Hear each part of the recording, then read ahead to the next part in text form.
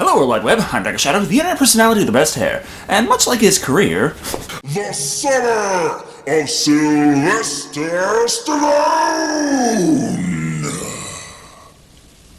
is still going strong, even though the man's getting up there in years. In fact, a lot of the greats of the action genre are. But you know what the great thing is about action movies? Arthritis doesn't exist, unless the plot says so. As such, in 2010, Stallone was able to help put together a new film starring a bunch of action stars, like Jason Statham, Dolph Lundgren, Jet Li, and of course, himself. The idea seems to be to recreate the feel of classic 80s and 90s action films several decades later. And what better way to do that than with the stars themselves? Think of it kind of like Smash Brothers, except with more blood, guts, and explosions. The premise is that Stallone and fellow badasses are part of a mercenary group called the Expendables, a group that has been around quite a while considering half its members are asking about retirement benefits. They got caught up in a job that proves to be more complicated than it seems, leading to a kick-ass adventure with guns, cars, planes, and explosions. You know, an action movie. Anyway, let's take a look at the Expendables and see if Stallone still holds up today, or if his teeth flying out mid-fight take us out of the moment. The film opens by introducing the stars, by not introducing them, under the cover of night with an ominous poem. We are the ghosts that hide in the night. But that can be forgiven if we find out they all have the ability to transform into flaming skeletons at will. This transition is ridiculously far away, but still at night, in Somalia, where a band of pirates are holding hostages for ransom. We are the men for dunno. 3 months. Don't dunno. We wanted money, cause we're broke. But we kidnapped Americans, and we've had to feed them for 3 months. Do you have any idea how much these people eat?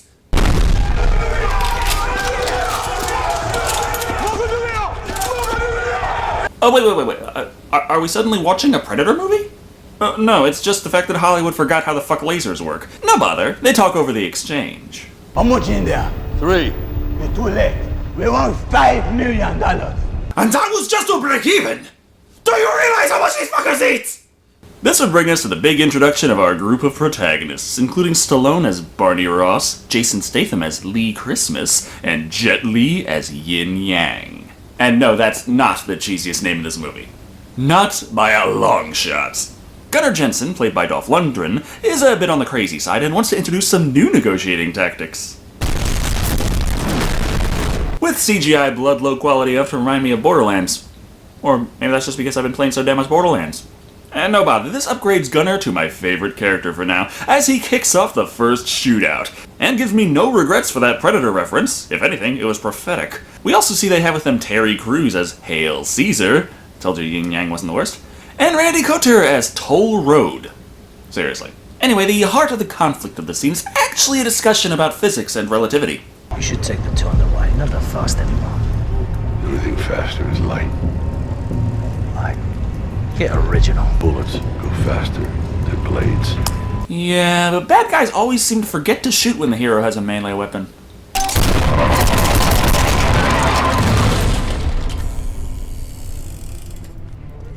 Call that a time. Come on, keep dreaming. Well, Stallone, if you want a proper scientific study, we're gonna have to repeat this experiment at least a few thousand times. No time for that, though, as Gunnar decides to show the audience he's not just the hot-headed one, he's fucking psychopathic. This means despite suffering no official casualties, our group of mercenaries are still down 1 member, as they must let him go.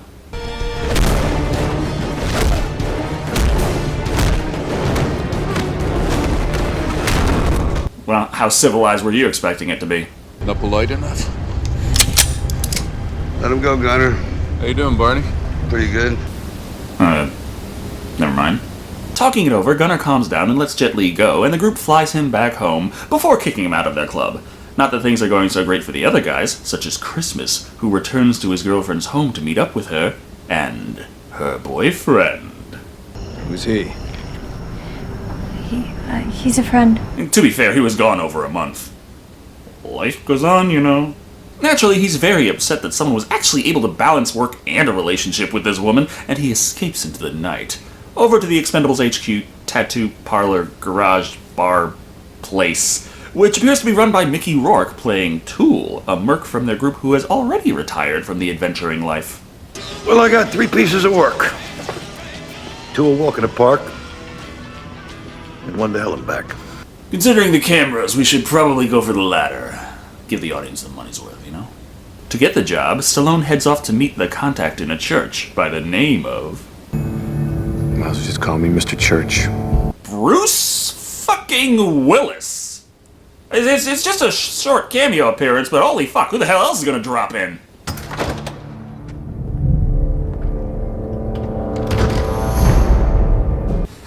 I just can't! You guys aren't gonna start sucking each other's dicks, are you? Damn it, Creepy, stop messing with my move. That was the movie.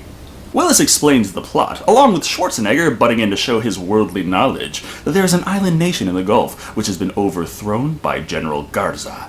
As Mr. Church's superiors are interested in resources that the small army is keeping them from attaining, they would like to hire some mercenaries to go in and remove this small, well-armed problem. Only an idiot would do this job. How much? No, like I said. I don't have time to get involved in your silly adventures. I'm still in Ghana, California right now. Now that Schwarzenegger is done upstaging the fuck out of the entire cast, Stallone says he's going to have to recon the area before he'll agree to take the job. Thus, after telling Gunner he's no longer welcome, again, Stallone goes over the plan of action with the crew. Me and Christmas are gonna head down to Valina and scout the island to see if we should take the job. How much do you pay? I need more money for my family. What fucking family are you talking about? Stallone Man is 47 years old in this movie. I mean, even if he never got married, he still probably has a few kids kicking around. Taking their private seaplane, Stallone and Statham have plenty of time to go over his relationship troubles, which aren't all that important compared to their arrival at the island nation of Vilena, and the reveal of the fact that they had a stowaway, Gunner, who is seeking revenge for being laid off from his job. Job market is tough, even for hired guns. Before long, the two guys witness the local army shaking down the marketplace, being led around by motherfucking Stone Cold Steve Austin, and the big baddie of this movie, Eric Roberts, who plays James Monroe, and seems very out of place being a wealthy American calling the shots in this island nation. And actually on the ground to do it, I mean. Leaving the scene, Statham and Stallone go to a bar to meet up with their contact, who turns out to be... one of those hotties that are trapped in slow motion wherever they go. Sandra, played by Giselle Itier. If I pronounce that right. I'm Sandra. What's your names? Buddha. Pest. Been doing this for how long now? She explains the backstory of the crisis in this nation, that once upon a time, everything was beautiful. Kids played in the streets and it rained tequila, until the evil Americans came with the dark magic of American money, which corrupted the government and turned it against its own people. Sandra, how close can you get to the palace? The palace. Why? We just want to check out the view. Ever heard of postcards? But what is it the American wants? Why, cocaine, of course! And he's very upset that General Garza, played by David Zayas, hasn't worked his people hard enough to produce the crops he expected. Sometimes things are just not worth the money. Sure they are. Oh yeah, and I did kind of skip over a scene earlier where he shoots a restrained and unarmed man in the back. Seriously, there hasn't been a second this man has been on camera that he is not establishing that he is the Saturday morning cartoon villain for this show. Anyway, they work on reaching the palace, with Christmas getting out a little early because of some differences in opinion about his relationship problems. She wasn't your type. How do you know? Maybe I like girls who have sex with other men. I just don't like having to deal with the men. When Stallone and Sandra reach their destination, he pretty much lays it out that this country is fucked in a half, and who cares if they're getting $5 million? This shit ain't worth it. Thought you had to leave. Just leave. Because this island full of poverty-stricken people can all buy airplane tickets and fly away from the dictator who won't let them leave. Look out, though, the local goons have arrived, and via the subtitles we learn that Sandra is actually General Garza's daughter. Despite that, they don't have any qualms killing the fuck out of both of them right here. Head on, directly to the forehead. Unfortunately for them, it's Christmas time! While a lot of the action in the scene is edited up close, shaky, and a bit janky, there's still some damn nice choreography at work. Are you crazy? Could have killed me! You're welcome! It's okay, Jason. The blood is CGI anyway. This action scene isn't over yet, though, as the men must escape back to the dock while the army patrol is hot on their tail. I think. The very close camera angles make it kinda hard to tell. Point is, they make it to the airplane, but Sandra knows she's supposed to be the damsel in this movie and stays behind. No bother, we still get to watch the men escape in their seaplane, then come back around to fucking kill everyone on the dock. Except the important characters.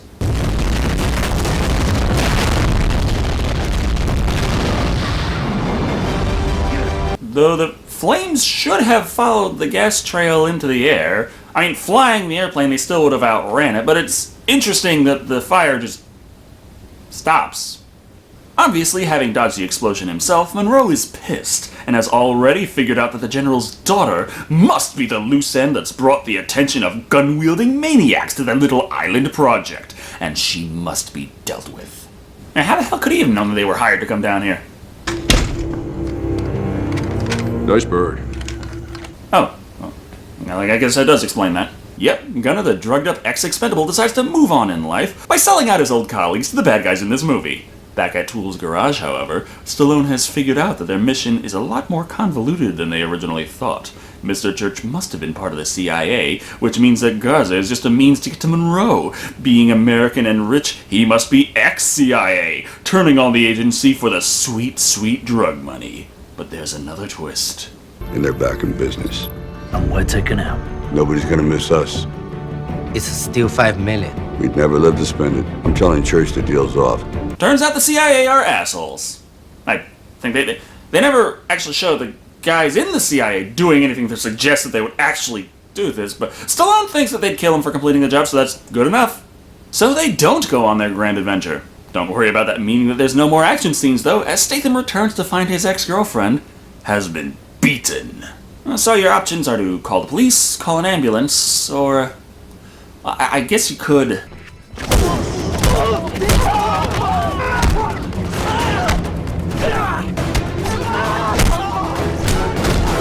beat the ever-loving fuck out of him and his friends on a basketball court. Now you know what I do for a living. I kick the shit out of basketball players. Pays good. Tool, however, seems to be a tad disappointed that the cavalry said fuck it and hauled ass, but we all know that this feeling can only be expressed by a long, reminiscing monologue. You remember that time we was up in Bosnia? We took down them Serb bad boys. All our guys were getting chopped up all around us, and there was blood everywhere. Tool? Stallone you're talking to. You're gonna have to be a little more specific. The gist of it is that Tool saw a woman about to commit suicide and just thought, not my problem. Strangely enough, she then committed suicide, and Tool feels that with her, his own humanity died as well.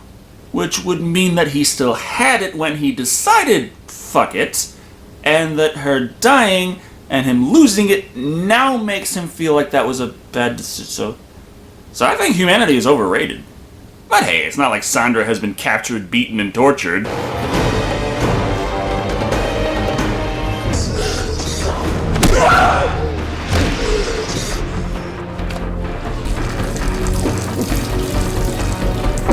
No, that was just a chauffeur, chiropractor, and spa treatment. It's all the rage in San Francisco. However, the General does not approve of this, as they have forgotten her complimentary meal, so it's off to the Iron Bar's hotel room for her. You wanted answers.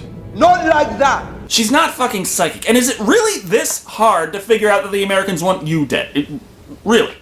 Nevertheless, Stallone decides that even though he's already turned down the job and won't be getting paid for this, he's going back. Because there's that woman thing, and despite her having every chance to escape, she didn't, thus there's motivation enough for him to risk his life going up against a small army in Central America. I said I'm going alone. I'm going too. Come on, gang, get the hell out. Just try. But his friends cannot watch him risk his life alone without going forth to risk their own lives as well, because they know what makes an entertaining movie. Unfortunately, the traffic conditions today are less than optimal.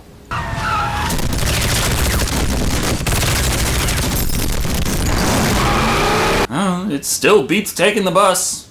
Naturally, this erupts into a car chase. I think. think.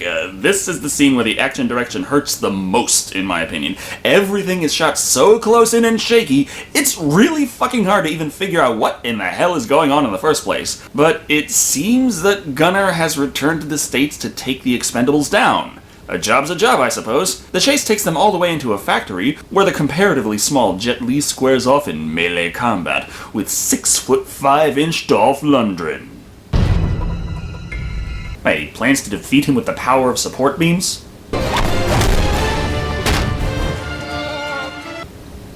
And it works.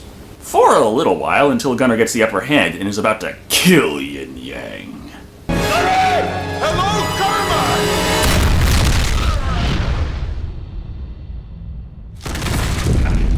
Shit! What, were you aiming at Jet Li? He is a smaller target, so I can't really hold this against you. Or rather, he wasn't trying to kill Gunnar, just restrain him. With bullets. As his wounds look fatal, Stallone convinces him to do one last good deed, and give them information. Who sent you? Is the girl still alive? Shouldn't the first part be obvious? And considering his rank, how the hell is he supposed to have any information on the second? Because of Secret Silent Whisper scene! That's enough to get the entire fucking force on the plane heading for war, and showing off their various toys. Anything that gets in my lady's way becomes instant red sauce and jello. Plus, Caesar has a fucking AA-12 automatic 12-gauge shotgun with frag rounds. Or, as Borderlands would put it, holy crap, it shoots rockets! Not that things are going super smooth back on the island, as Monroe finds that his puppet government isn't quite following suit with the whole roll over and let me fuck you in the ass approach he's been working with. You do not control me! This is the part where we learn that Monroe is a reptilian, and in fact does psychically control his mind. Bring her now, or I will kill you. Go get her! Or we could just ignore all the money and posturing about power and have him buckle instantly. While this is going on, our heroes are going through the palace room by room, setting the entire place with explosives. Unfortunately for the general, though, the oh-so-loyal troops he sent to get his daughter are rapists.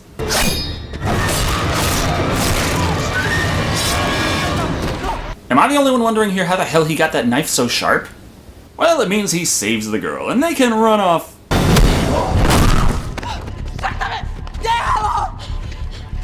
right into the guards. Wait, so they sent 2 to get the girl, and then another 6 to supervise? Which puts Stallone face to face with Monroe's right-hand henchman, Stone Cold Steve Austin. Why are you here? Bird watching. Bird watching. I know I haven't said his movie character name, but it's... Really? Fine. It's Payne. No last name, it's just Payne. So, what's Steve Austin doing here? Trying to find out what Stallone is doing, even though he just caught him in the act, so it's kind of obvious. But they need some reason to drag the scene out long enough for Jason Statham, Randy Coulter, and Jet Li to drop in and save everyone! Right up until the reinforcements arrive. You know, the 40-some-odd guys sent to supervise the 6 guys supervising the 2. This drives them back into a corner. What will they do now?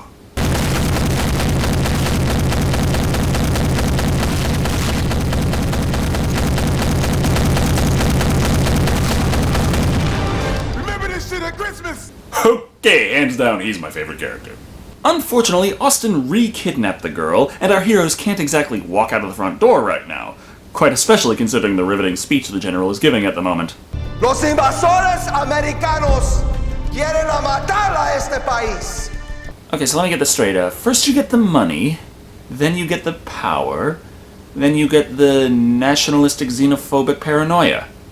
I'll give him this much, the speech is very moving, especially when he gets to the part where Monroe shoots him in the back, causing his private army to go completely fucking nuts. Ah well, nothing that blowing up the whole fucking palace and kicking off an action scene can't cure.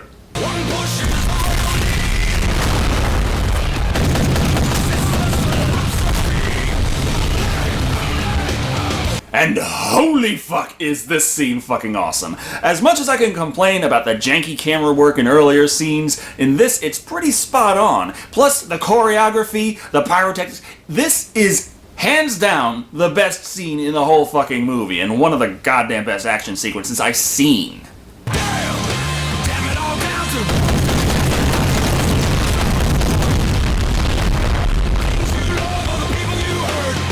I am wondering how much one of those AA-12 shotguns costs. Plot-wise, Monroe is escaping with his money, his henchmen, and his female prisoner. Because he's gotta have a female prisoner. Yeah, he's already killed her father, and there's no motivation for him to slow down his escape by bringing her with, but fuck it. After UFC fighter Randy Cotter defeats burning hot Steve Austin, she comes in very handy as Monroe gets Stallone to disarm himself.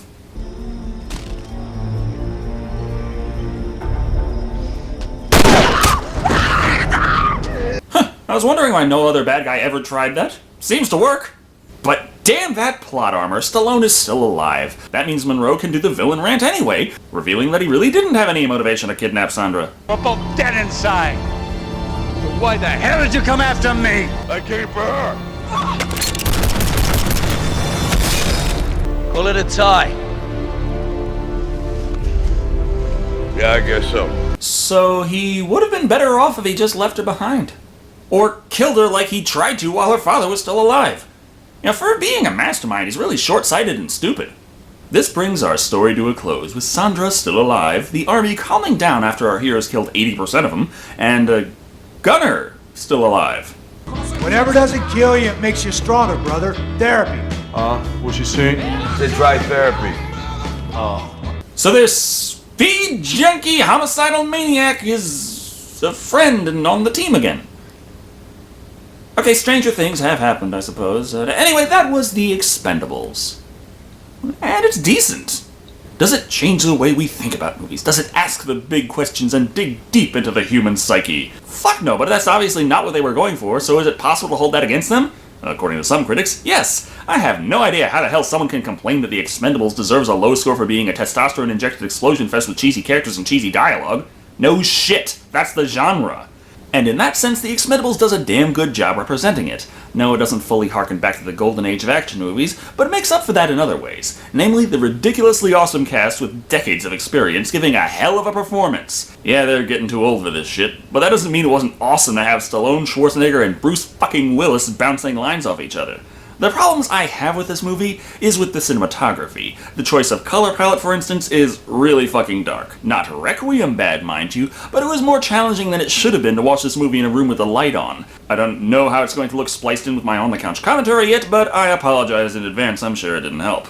Also, a lot of the super zoomed-in action direction was really disorienting and made it hard to get excited. Overall, The Expendables tries to be nothing more than a cheesy action flick, and fails. What they end up with is a cheesy action flick packed to the brim with kick-ass stars giving memorable performances peppered with cheesy dialogue delivered like Shakespeare, topped off with some of the most awesome action sequences I have seen in film. It's a hell of a ride, even with its shortcomings, coming in at 4 conveniently considerate combustions out of 5. Of course, by now there are 2 more movies in the franchise, and I don't know how they go. Yet. Thank you all for watching. I've been Dr. Shado, and remember, stabbing a man to death still doesn't exactly count as getting in the Christmas spirit.